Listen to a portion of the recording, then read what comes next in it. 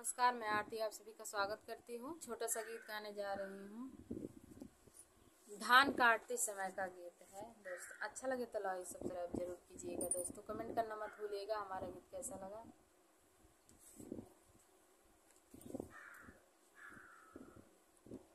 देखा धान हमसे नाही कटाई पिया, बथेला कलाई पिया ना। देखा धान हमसे नाही कटाई पिया, बथेला कलाई पिया ना।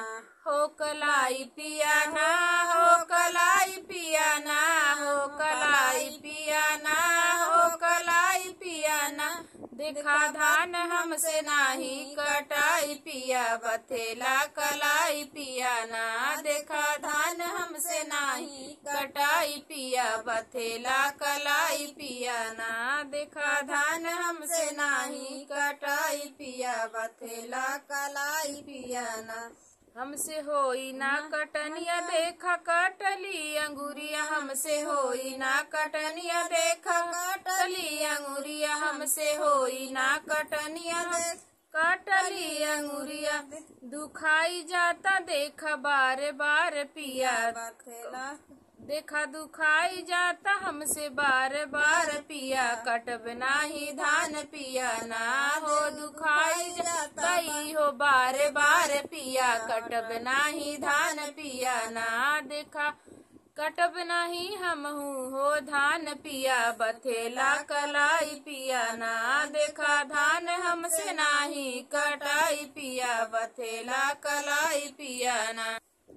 देखा लगी गईली घाम हमके कर दाया राम, देखा लगी गईली घाम हमके कर दाया राम। पिया कर दाया राम, पिया कर दाया राम। देखा लगी गईली घाम हमके कर दाया राम, देखा लगी गईली घाम हमके कर दाया राम।